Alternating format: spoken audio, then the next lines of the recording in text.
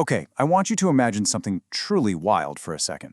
Imagine the awe-inspiring premise of actually communicating with an entirely different species. We're talking about sperm whales here, creatures that possess the largest brains of any animal on Earth, and a rich, deeply complex culture that literally dates back a staggering 34 million years. Welcome to this explainer. Today, we're unpacking the groundbreaking science that is making the impossible, well, possible. Think of our journey today as a thrilling detective story. For centuries, the inner lives of these marine giants have been a total mystery to us. But today, we're going to open the hood on the incredible artificial intelligence technologies, acting as a digital magnifying glass to crack this ancient, non-human code. We are going to see exactly how technology is bridging the gap between species. You know, Dr. Jane Goodall perfectly captures the sheer wonder of this moment. She said, "Ever since I was a child, I've dreamed of understanding what animals are saying. How wonderful that is now a real possibility." The lifelong human dream of interspecies translation isn't just a sci-fi fantasy anymore, it's actually becoming a reality. We're standing on the precipice of a completely new frontier of understanding life on Earth. Okay, let's dive into this. Here is our roadmap for today. First, the animal language mystery. Second, the sperm whale alphabet. Third, the bioacoustic cocktail party. Fourth, the shape of language. And finally, why understanding them matters. Section 1. The sperm whale alphabet. Discovering the phonetic building blocks. To find our first clue, we have to turn to Project CETI, which is this incredible initiative recording dozens of whales down in the Caribbean. To understand their speech, we have to start with what's called a coda. A coda is essentially a rapid burst of rhythmic clicks. Whales produce these by pushing air through their nasal passages and over these things called phonic lips inside their heads. Now, historically, scientists just viewed these clicks as basic acoustic labels, kind of like simple Morse code. But recent AI analysis of thousands of these codas has revealed a mind-blowing underlying complexity. Now, what's really interesting about this slide is how we can actually break down these phonetic building blocks. Just like human speech, whales manipulate different components of their sounds. First, there's tempo, changing the overall speed of the clicks. Then there's rhythm, or rubato, where they manipulate the timing by slightly delaying specific clicks. And finally, ornamentation, where they append an extra final click right at the end of a sequence. They aren't just making noise, they are actively shaping their sounds. 156. I really want to emphasize this striking number. By mixing and matching those phonetic traits we just talked about, the tempo, the rubato, the ornamentation, AI identified 156 distinct caldas within just one single Caribbean clan of 400 whales.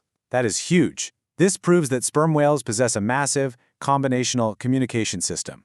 From a finite set of sounds, they can create a near-infinite array of vocal signatures. Section 2. The bioacoustic cocktail party. Isolating voices in a noisy ocean. So this brings up a massive technical hurdle. Scientists call it the bioacoustic cocktail party problem. Imagine you're at a really loud, crowded party and you're just trying to hear a friend whispering to you from across the room. Now multiply that chaos. The ocean is filled with the deafening roar of massive ship engines, crashing waves, and the chatter of millions of other marine animals. Isolating a single whale's voice in that environment, it's a monumental data challenge. But here's how the Earth Species Project solves this problem in 3 brilliant steps. First, they record bioacoustics using gentle aerial drones and underwater hydrophones. Then, they use AI, specifically these really powerful audio models, to systematically denoise the ocean environment. The AI cleans up the audio, essentially stripping away the background noise to isolate the individual animal sources. That way, in step 3, machine learning can accurately process those pure vocalizations. Section 3. The shape of language, translating without a Rosetta Stone. This poses our absolute biggest mystery. How do we translate sounds when we have zero baseline dictionary to work from? So, the crucial point is semantic geometry. As Earth Species Project co-founder Ozza Raskin explains, machine learning can actually turn semantic relationships, meaning the relationships between words, into geometric relationships. Essentially, AI represents a language as a high-dimensional mathematical shape. In this physical shape, related concepts literally group together, forming constellations of words based on how often they're used in similar contexts. Let's compare human and whale language structures to make this concrete. In human languages, the word dog will naturally cluster near words like fur and howl because they share semantic relationships, right? AI maps these relationships for human languages, and remarkably, the geometric shape looks incredibly similar whether it's English, Spanish, or Japanese. Now, the AI builds a similar shape out of the whale's acoustic data, looking for those exact same internal structures and relationships hidden within their own sounds. And here is where the magic happens. Once you have the shape of a human language and the shape of the whale language, the AI attempts to overlay them. By rotating and aligning these different high-dimensional shapes on top of each other, the AI can find where the constellations perfectly match up. It allows scientists to map meaning across species boundaries without ever needing a traditional bilingual dictionary. It is just an absolutely brilliant use of data. Section 4.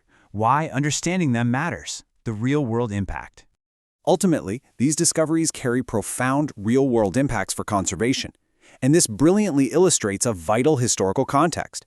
Back in the 1970s, simply discovering and broadcasting whale songs sparked the massive global Save the Whales movement, which led to a moratorium on commercial whaling.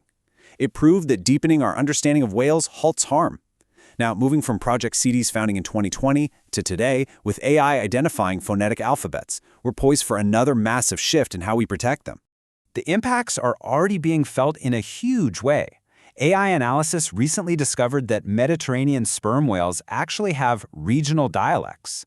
Whales in the West use a traditional 3+1 coda, while whales in the East use a sped-up version. And get this, they even code switch. Legal experts argue this proves a right to culture and knowledge transmission. Furthermore, understanding just how much they rely on delicate acoustics means the deafening noise of shipping vessels isn't just an annoyance, it can legally be classified as a form of acoustic torture. Biologist Texima Brotens sums it up beautifully. He reminds us that the Mediterranean is a space of shared cultural diversity. Uncovering these deep cultural complexities, things like cooperative births, babysitting, and generational vocal traditions, it forces a total paradigm shift. It dismantles the traditional hierarchy that places humans above nature, showing us that we have literally been coexisting alongside another advanced culture for millennia. Which leaves us with a final, lingering question. If AI can help us understand animals, what will they teach us about ourselves? Decoding the language of whales isn't just about them. It fundamentally challenges us to reconsider our isolated place in the world. It invites us to listen to the heartbeat of the ocean, and perhaps finally recognize the rights of the extraordinary nature that surrounds us. Thanks for joining me on this explainer. I really hope it sparked your curiosity as much as it did mine.